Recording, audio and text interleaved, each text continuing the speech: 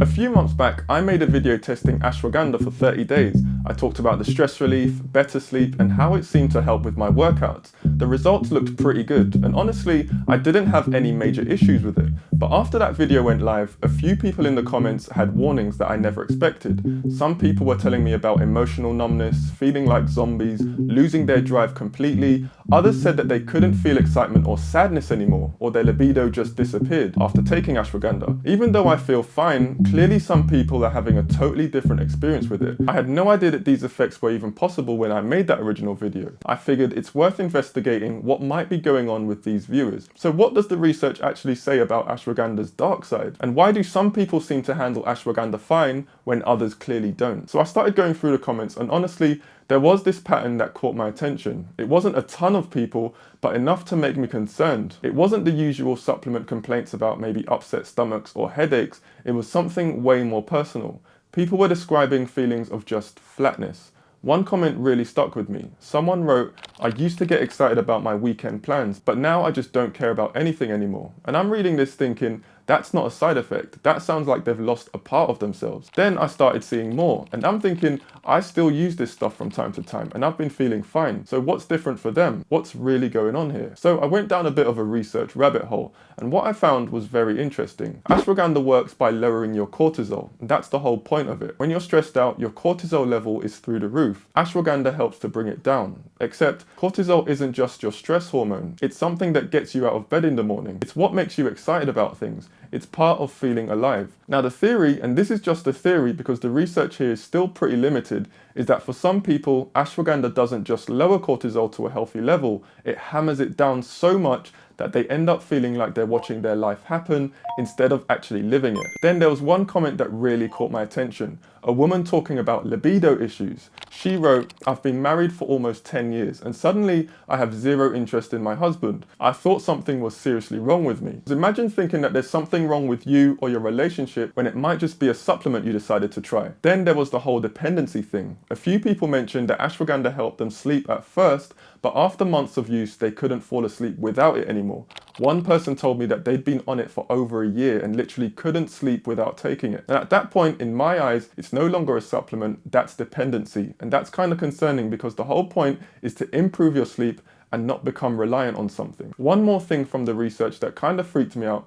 Dosage matters a lot. People taking more than 600 milligrams daily were way more likely to report these emotional blunting effects. But here's the problem. A lot of supplements don't clearly or accurately label how much ashwagandha you're actually getting. So someone might think that they're being conservative, but they're actually taking a massive dose without knowing it. So who's more likely to experience these problems? So I'm not going to give you an endless list of risk factors because honestly, the research isn't clear enough to say exactly who will or who won't have issues, and it can get boring. But there are a few things that came up repeatedly. If you're already on medications, especially for anxiety or depression, talk to your doctor before adding ashwagandha. Same goes if you have thyroid issues. But honestly, the most important thing isn't trying to predict if you'll have issues, it's knowing the warning signs so you can stop immediately if they show up. If you stop caring about things that you used to love, if your favorite TV show suddenly feels boring, if you're not excited about plans with your friends anymore, or if intimacy with your partner feels like a chore, these aren't just being in a sort of funk. These could be signs that ashwagandha is affecting your brain chemistry. Don't just think you can push through it. Stop taking it and see if you start feeling like yourself again. With ashwagandha being a herbal or natural supplement, a lot of the time people don't take the dosages as seriously as they would maybe a pharmaceutical medicine. But I personally feel that when it comes to hormones, emotions, and potentially your relationships, a supplement like this should be handled with a bit more care. We shouldn't assume that just because it's natural, it can't harm you if taken too casually. So how do you use ashwagandha safely if you choose to? So if you decide to try ashwagandha, hopefully I've not put you off trying it, here's how to use it as safely as possible. First, quality matters more than you think. Look for supplements that are standardized to contain specific amounts of withanolides. These are the active compounds. A good supplement should contain at least 1.5% withanolides. In my original video, I used a KSM 66 product with no fillers, which is generally what you want to look for. If anyone needs it, I will put a link to a good product in the description. Third-party testing is good too. If you can, prioritize brands that have their products tested by independent labs for purity and potency. I've seen way too many cheap supplements on the market that contain barely any active ingredients, or worse, potential contaminants that can make the side effects even worse. So according to what I read, the cycling approach is probably the smartest way to use ashwagandha long term. The idea is that you take it for 6 to 8 weeks and then take a 2 to 4 week break.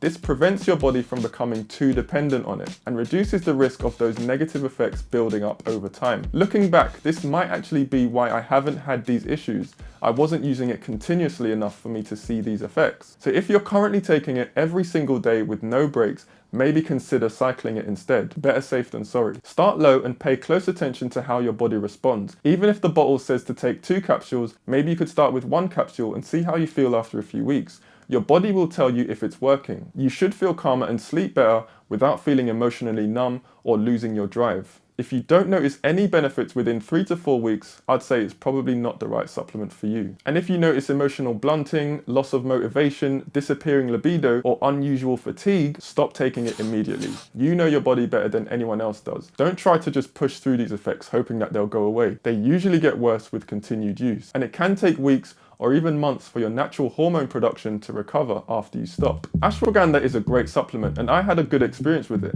But if you want to check out another supplement that could be looked at as an alternative, check out this video where I talk about ashwagandha versus rhodiola. So with that being said, thank you for watching, and as usual, I'll see you in the next one.